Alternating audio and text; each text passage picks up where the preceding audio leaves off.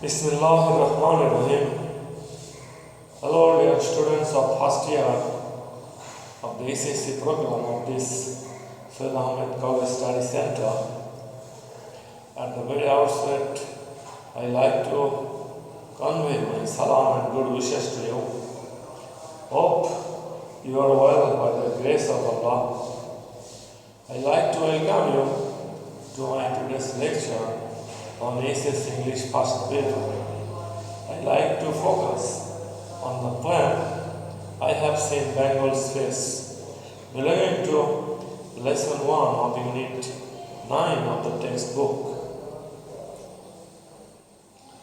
The present poem I have seen Bengal's face is an English translation of Jivanananda Das's Bengali poem বাংলার মুখ আমি দেখিয়েছি, and this translation has been made by Fakrul Alam.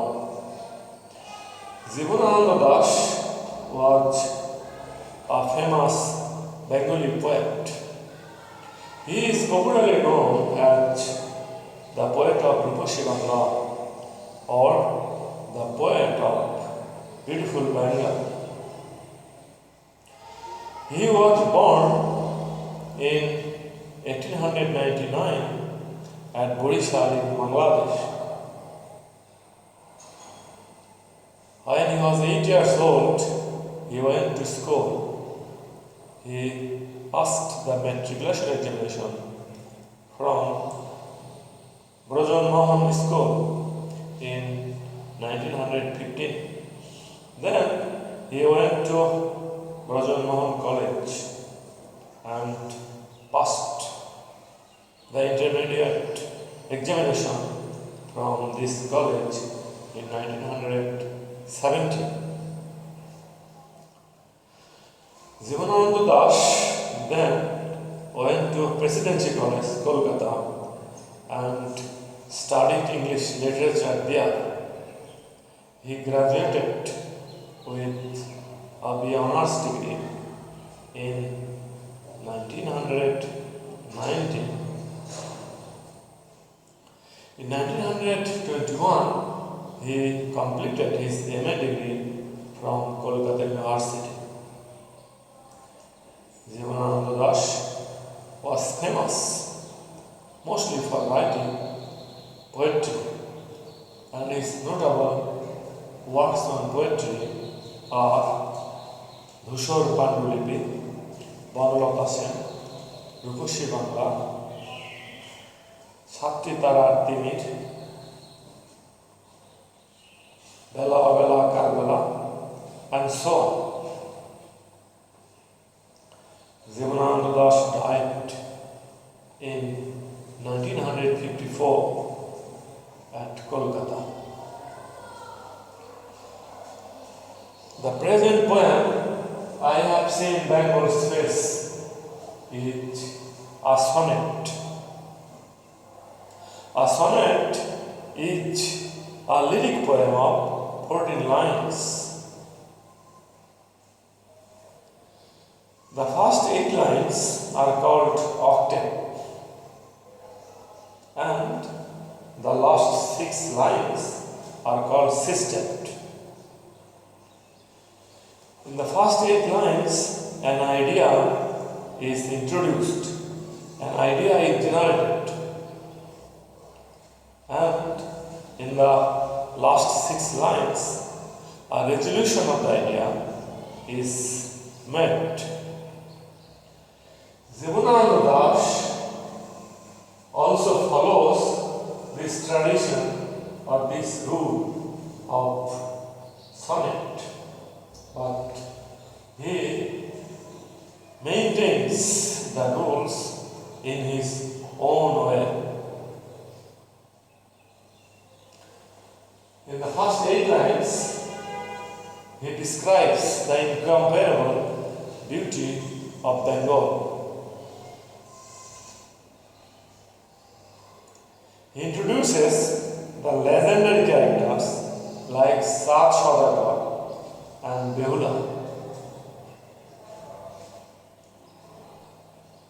And affirms that these two legendary figures have also enjoyed the beauty of Bengal as he has done. In the system, he makes nature sing for the sorrow of human beings.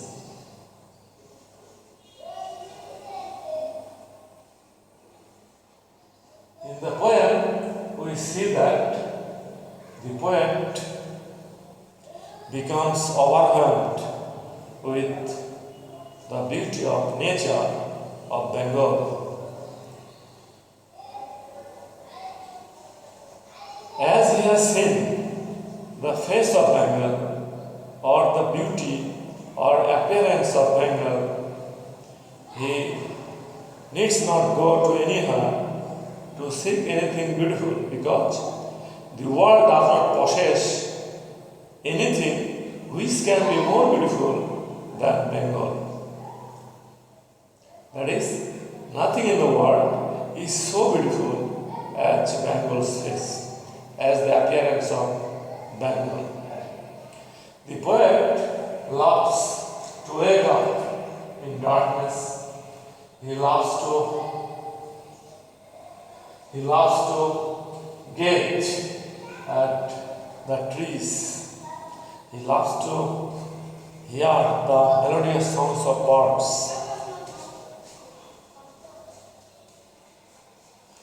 He sees different kinds of trees like jam, kathal, bot, hijol, ashok, and other trees.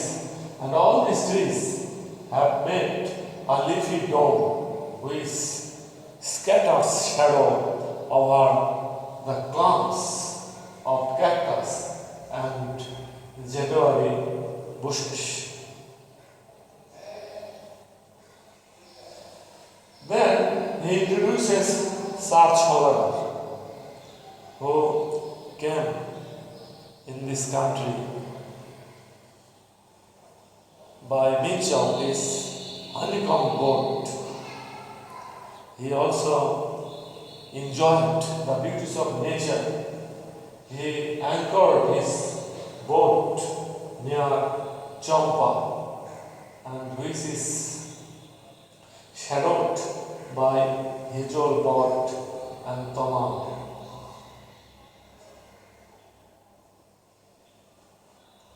Then, in the 9th line, the poet introduces Behula, another legendary character. Behula makes a journey towards heaven. She also witnesses the trees like ashoks, bots, and other trees beside the golden rice field.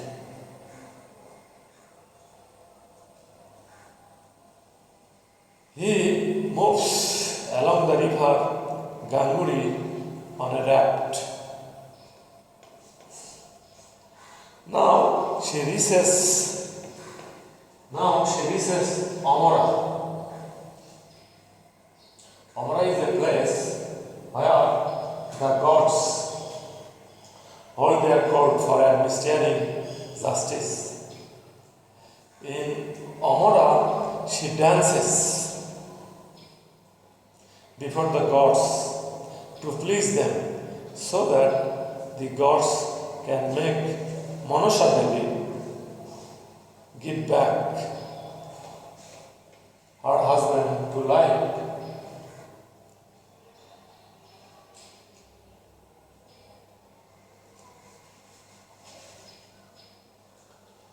While she is dancing, the rivers, hills, flowers, and other objects of nature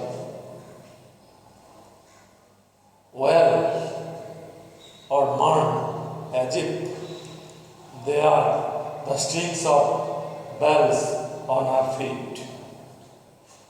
Here, nature sings the sorrow of human beings. In the first 8 lines, the poet shows the happiness of human being. But in the last 6 lines, the poet shows the sadness of human beings. And he connects happiness and sadness of human being to nature. And here lies the credit of the poet. Dear learners, let us go through the poem and then learn the important words. I have seen Bengal's face. I have seen Bengal's face. Because I have seen Bengal's face, I will seek no more. What has nothing more beautiful to show me. The poet says, as he has seen the face of Bengal, here face suggests or indicates the beauty or appearance of Bengal. As the poet has seen the beautiful face of Bengal, he needs not go anywhere to seek for any other beautiful thing. He is reluctant to visit the other parts of the world because he knows that world does not possess anything which can be more beautiful than Bengal. And Bengal is the motherland of the poet. And the poet deeply loves her mother, or deeply loves his mother, or deeply loves his motherland. And the poet has highlighted the beauty of Bengal by introducing such verses. Waking up in darkness, the poet wakes up in darkness. Show means display. Show means display. It means waking up to get up from sleep in darkness. The poet loves to wake up in darkness. He also loves to gaze at fig trees. Gaze means stare. He also loves to see the trees. Fig tree, dumur grass. A tree which has an umbrella-like shape. I behold, means see, I see. Dawn's shadows. Dawn means daybreak. A time of the day when the first light appears. Shadows means small birds, songbirds, roosting under huge umbrella-like leaves. Roosting means resting or sleeping. Under huge means large umbrella-like leaves. The poet, at the very dawn, watches shadows sleeping or resting under the leaves, which are just like the leaves of the umbrella. I look around me and discover a leafy dome. Discover means find. The poet finds a leafy dome. The leafy dome has been made by the trees like jam, kathal, bot, hijol, osha, etc. And these trees get united and they form a leafy dome. All in a hush, all the trees are in great silence. Hush means silence. All the trees are in great silence. Shadowing clumps of cactus and all the trees that make a leafy dome spreads shadows over clumps of cactus. Clumps means bundle, clumps means cluster, group. And zedoi bushes, shoti bone in Bengali friends. When long ago sun came in his honeycomb boat, long ago, many years ago, Sat Saudagar came in Bengal by means of his honeycomb boat. Honeycomb boat refers to a kind of boat that moves along the canals and creeks and small rivers also. To blue hijol, board and Kamal shade near the Champa. Chand Saudagar anchored his honeycomb boat near Champa. Champa is a place which is the center of trade and commerce. Sat Saudagar anchored his honeycomb boat near Champa, near the place Champa. And the place Champa is visited by Sat Saudagar, and Hijol, Bod, Tomal scatter shadows over Champa. Bengal's incomparable beauty, and Sat Saudagar observes the matchless beauty of Bengal. Incomparable means matchless, excellent. The matchless beauty of Bengal. One day, alas, show some service. One day, alas, in the Ganguri. Ganguri is a very small river. Ganguri. One day, alas, in the Ganguri on a raft. Raft means bhela in Bengali. Barge, boat. As the waning means declining, setting moon sank on the river's sandbanks.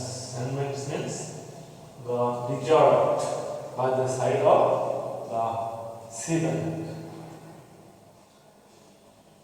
Then Behula makes a journey to heaven,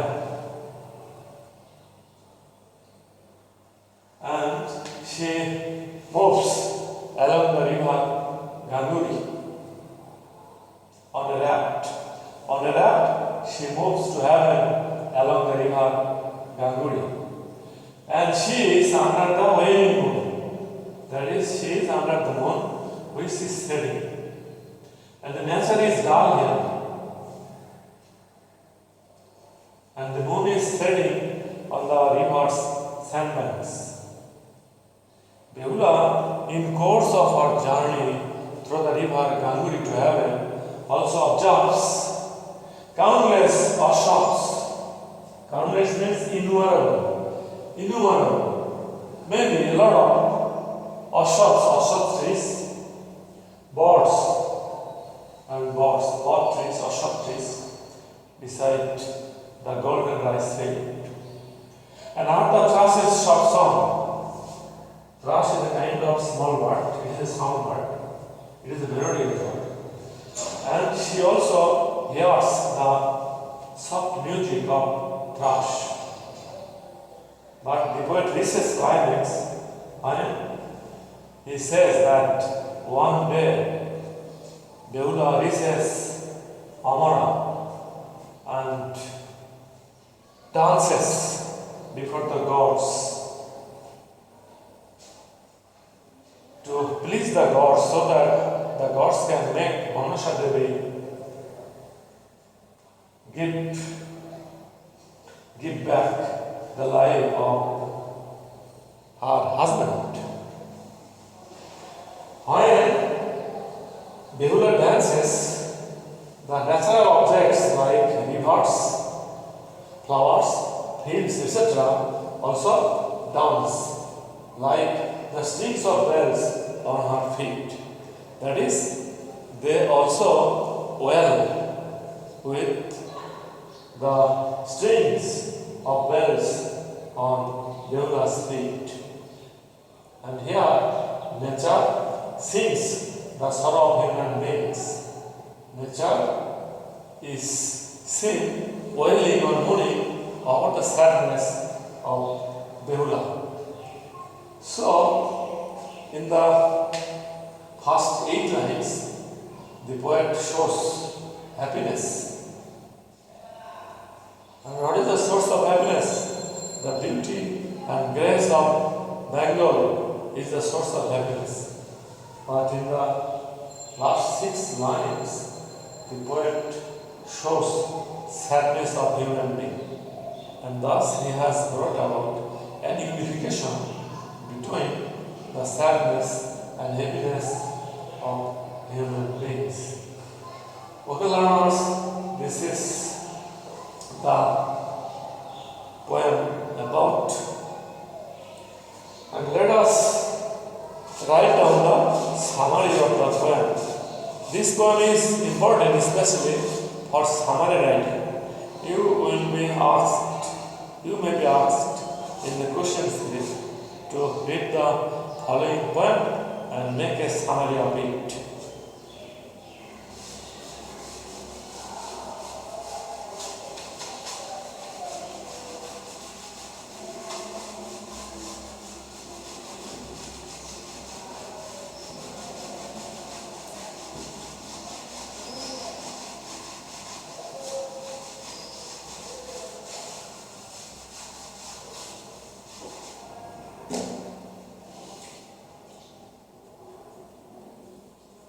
Make a summary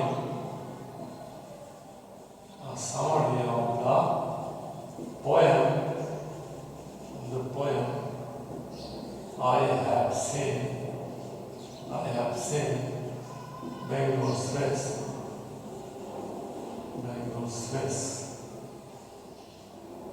The summary should be short and compact and short.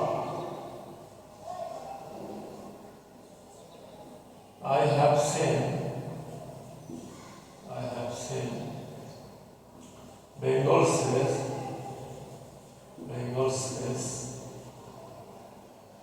I have seen Bengal's face. Is a leading poem.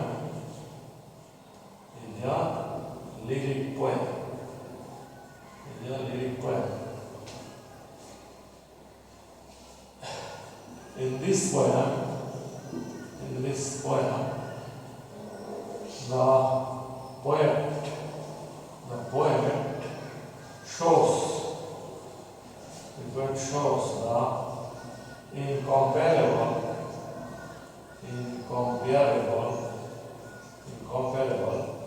beauty of his motherland.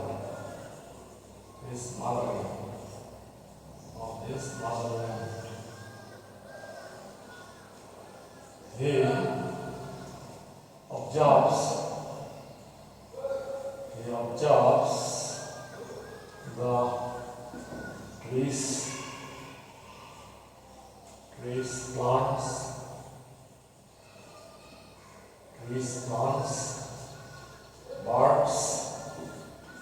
birds, and green vegetation, and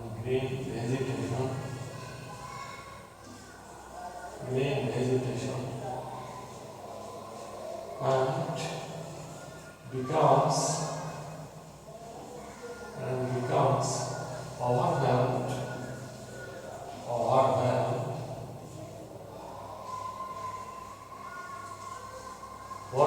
with their beauty.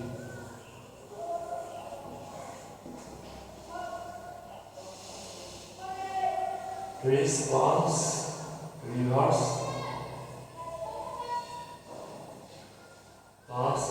birds, and green vegetation, and becomes overwhelmed with their beauty. He then speaks of Sam and Behula, who also enjoyed the beauty of Bengal. At the end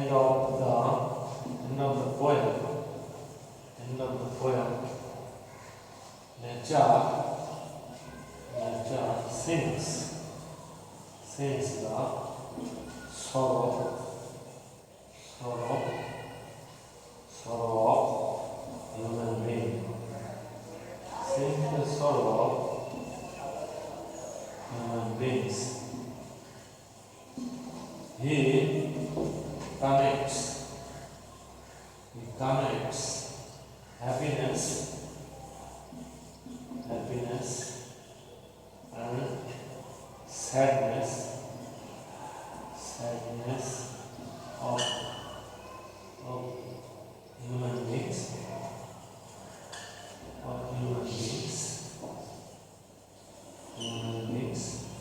to nature. Okay, learners, this is the substance or the theme or the summary of the poem I have said Bengal space. So no more this day. Please go through the text again and again. Try to understand the inner meanings of the poem. Learn the meanings and synonyms of important words. And try to write down answers with your own words. This will help you carry higher marks in the examinations. Thank you so much.